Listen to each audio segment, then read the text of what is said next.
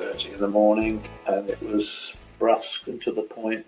Your daughter's dead.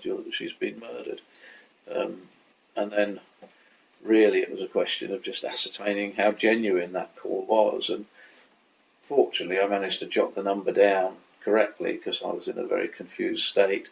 We were in separate rooms because we were keeping each other awake at night with coughs and things. And of course, you heard something of the thing from the other end. Yeah. I mean, that was it, and it was unfortunately within a couple of hours confirmed. And we sort of went from there, but we didn't go very far, really. That's the truth of the matter. We just didn't get anywhere for a long, long time.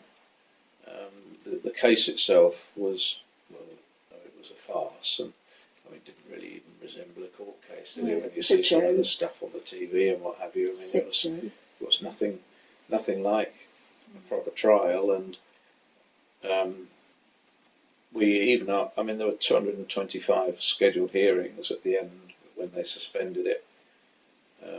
70, I think, had been real. The rest had been, phony in some way, or all the reasons that witnesses didn't show up, or there'd been a riot in the town, or the judge was on holiday, or really quite ridiculous and fatuous reasons, a lot of them.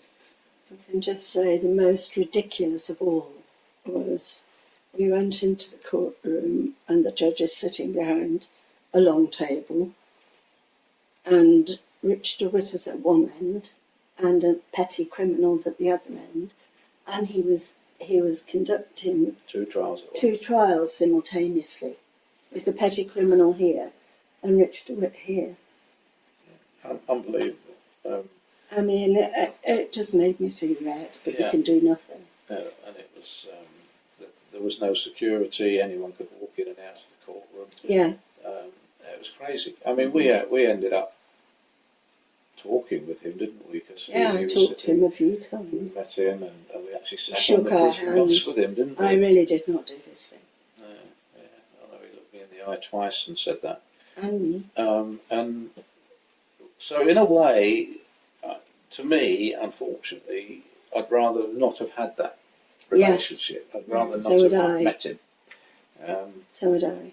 It would have been a lot more objective if it had not. We've never discussed that, have we? Well, that's how I feel. Yeah. But we did, and he was as nutty as a fruitcake, really, wasn't he? Some of the stuff we've got, he's written letters to the Queen. The King of India, who's written to. He's saying, and quoting all sorts of ridiculous stuff. But he didn't do that at first, and he's a very wily character, so I don't know. Yeah, he wanted to talk to us once on the phone and it was blamed it all on the British government and thought Sarah was a spy. All of these delays with the case, though, have all been with the trial itself, because there wasn't a delay initially. Sarah died, and he was arrested very soon after, wasn't he? The trial started within 2 months, which was probably too quick, yes. But Laura's saying they stopped his getaway taxi, didn't they? They did, and they never looked any further. That's yes. It. They never looked any further. And it was the first 6 months, there was a bit of progress. It didn't stink of total ineptitude at that point. It was only when things started to unravel, and you could tell that they weren't that serious about it. They were never ever penalised. We lost 4 hearings, because one of the boat owners next adjacent didn't turn up, and eventually they had to send someone out and bring him in, literally on the day, arrest him and bring him in. Then there was another time. That was 4 hearings were lost, and we're talking about a 3-week gap at least between each hearing. So you lost 3 months just getting this one witness onto the stand.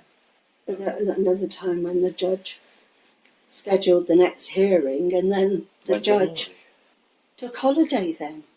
He set the date. And this is all against a backdrop of us trying to liaise with them and say, look, you've got an important witness scheduled for thing. We'd like to be there, but there was no way we could be there because I did go. Kate went, and I went to court 5 times, or 6 times. Only once was it productive. So you said you haven't been since 2015, No.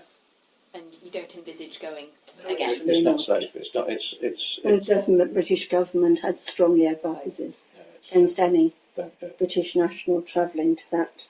But it wouldn't be productive, from what you said, with regards to feeling any sort of closure or justice through this court case. You said, you used the word, Vic, before, you said they weren't taking it seriously.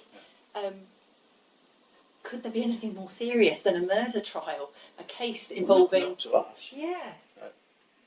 But it was all matter of fact to them. And it was next. There were sometimes 17 other cases listed before ours on the day. Yeah. And they were all petty. No, it was a very messy scene, and I think if you were objective about it, we were always subjective because we were so closely involved, but from 10 miles up you could see that things weren't right. It was not how a case should be handled.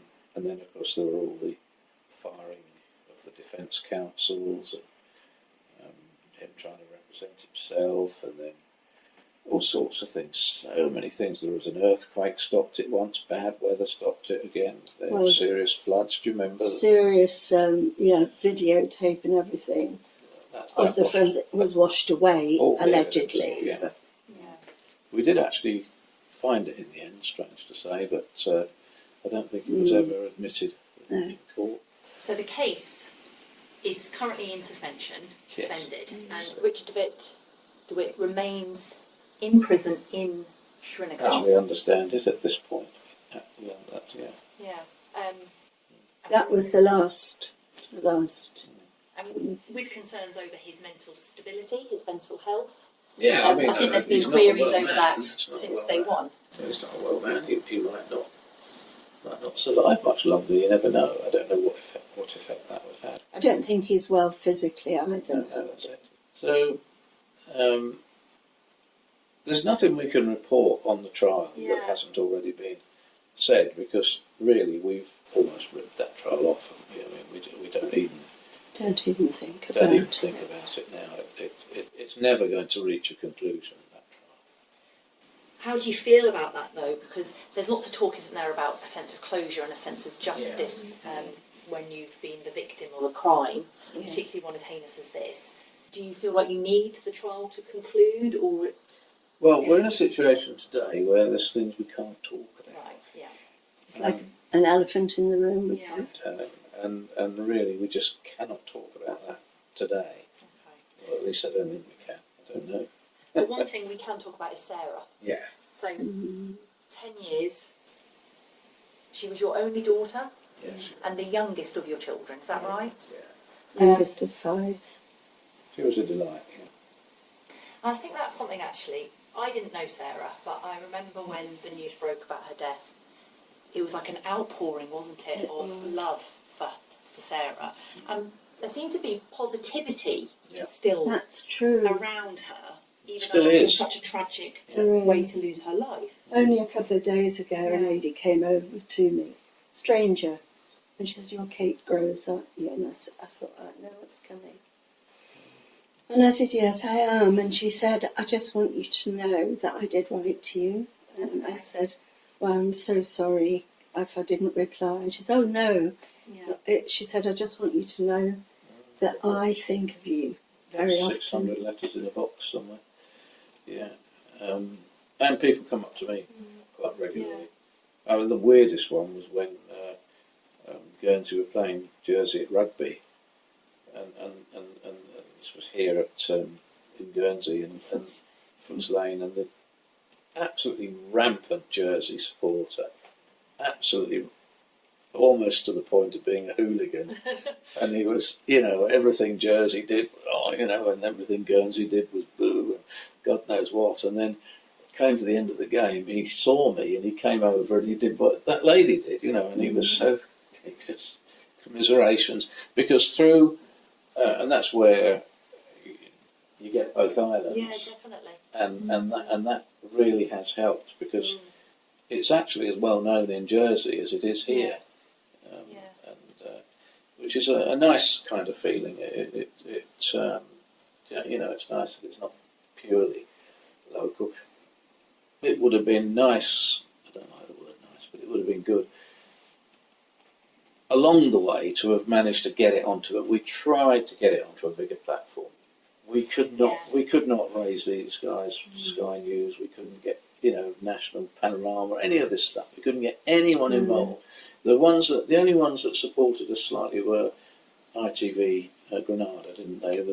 Very supportive. We came from the Manchester area. Yes. And whenever we went up there, we'd get on to Look North, and that's a 5 million, they were very good at coverage, and it was brilliant. But do you have any idea why that is? Is it because the case isn't concluded, or because it happened so far away? Well, we got on Radio Berkshire because she went to school in Berkshire. The tends with, I think the problem is two things really. One is local radio likes to deal with local stuff, and so this was local only to various where we lived, where she went to school here, and then national want something. I tried to. Alex Rossi was the first guy to get on the scene for Sky. He was there in the morning. And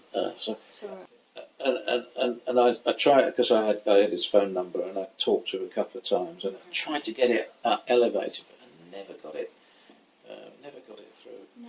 I think, from my perspective, I thought it may be a way of pressing the Foreign Office into elevating the priority of, and I used to say, at wit's end, I used to say, well, if it was Boris Johnson's child, by golly, you wouldn't meet all of these obstacles. But anyway, luckily for him, it wasn't his child. But our ability to, how should I say, get help from, because we've always had a positive relationship with the media.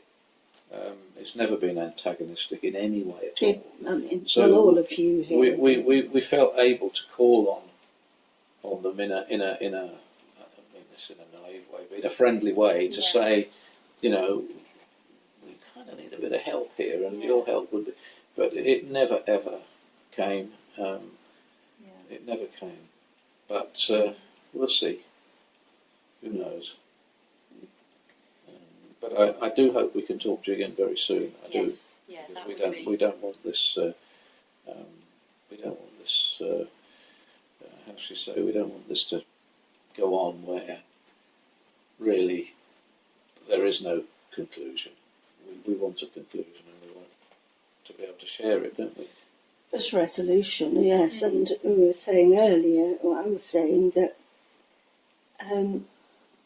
we are party to some information that is absolutely strictly confidential, and so your I don't know, what's the word now, but you're harbouring this information that you cannot make a slip up, social things, and therefore, and it's like the elephant in the room that you can't talk about, and yet you don't have much else to talk about. I mean, we can talk about current affairs, but I mean, that has a limit of interest, doesn't it? And you don't want to bring people down by just talking about your sadness. Yeah. So I've retreated. I've retreated quite a lot from contact with my friends. Not for any, not for any sinister reason, but I don't know. You just, it's like I can't make a slip up, and I can't, and you don't behave naturally. So I'm hoping if this comes out, I can just Yeah. breathe Yeah. and pick up some threads that I'm missing. Yeah. That one thread that you'll always be missing, though. Oh, How often God. do you... That golden thread. Yeah. Yes, that's as a couple and as a family, how often do you talk about Sarah? Is it like she's... She's every day. day. Every Yeah. day. I mean, Yeah. she is. She's still integral to our lives. Yes, she's. Her name is there, not just in thought. I mean, we are involved with, things that. Sarah Groves Foundation, Yeah. for one thing. Every time you mention that, you've got her name out there. You can't forget her. And when people say, I think some people push it to the limit, I think of her every second of every day. Well, you don't, clearly, but you probably do every hour or every 2 hours. But I like to keep busy. Whatever. Yeah. So you're doing something, restrict. but then Yeah. at least, in the mornings when you wake up. Oh, it's the first thing. Yeah, it's... And my boys as well. You think, with you. Yeah. Sarah lost 10 years of... Yeah. She's Yes. lost She 10 years of has. her life so far. But you've lost that future with your daughter. We You've have. lost her life. We have. How do you deal with that? I mean, like you said, you won't walk her down the aisle or have No. her grandchildren through her. No. And I think, that is a bitter pill to swallow. Our own sons are. Oh, they're in their... Tom's in his 40s and Yes. mid-30s, so they're pushing on. Yes, but they are, the impact of Oh, it's Liz terrible. and the circumstances are more than most people can assimilate and live with.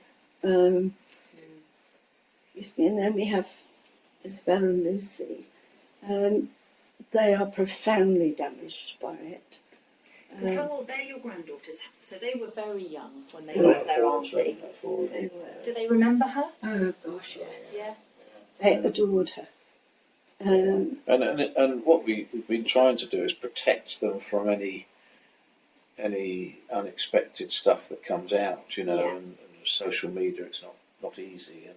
And at their ages, you can't. In the early days it wasn't easy, was it? No, it was just... One advantage of not saying anything for a long time is that it's died down in terms of its... Yes. The noise over the wires is pretty quiet at the moment. They're now living with their maternal grandmother because Tom's in London. Okay. And they're in absolute praise for her and her twin sister. They live They've done together great job. with her twin sister's husband. But Difficult ages. they're been through 80ish. Yeah. And they've assumed that responsibility, which, yes, but geographically, you can't. And then we had COVID, and but the girls have responded so well to having stability. Yes. Now they're pushing against the barriers. Yes. Sarah was 24, was she, when she died? Yeah. So it won't be too much longer before your granddaughters are approaching that age. Do you find things like that, milestones, anniversaries like this, birthdays, are they more difficult than any other day? Yeah. Oh, yes.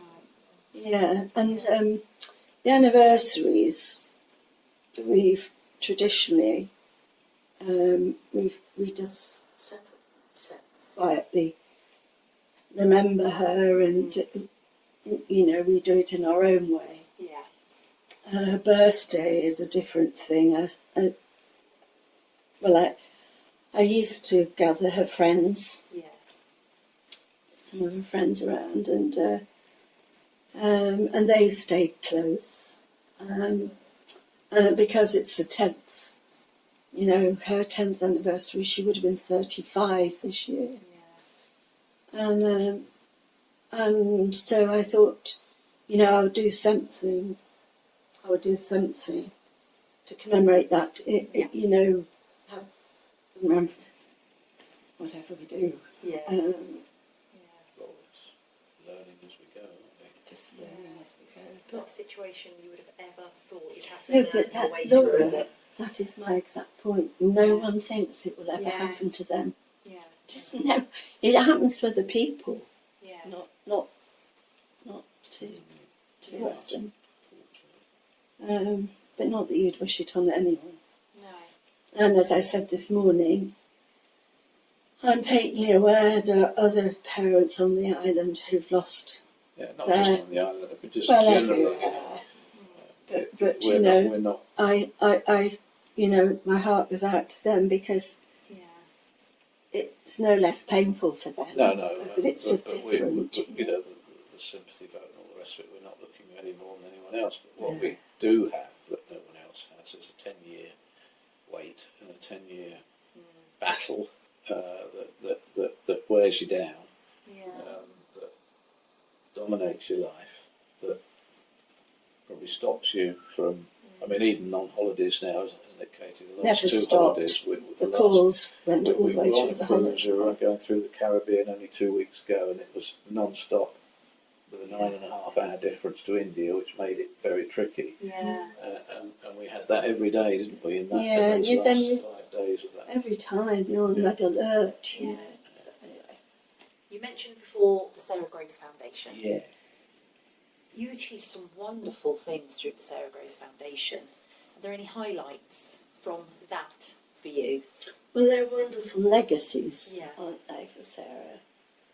And each one, you know, we've thought long and hard before we've committed to any of them, or each of them. Yes. And whether it fits with the aims of the foundation, Which were all aims that you two felt clearly Was aligned with her. Children, art, fitness and adventure. Yeah, and improving the lives or enriching the lives of children less privileged than Sarah was, and that was her.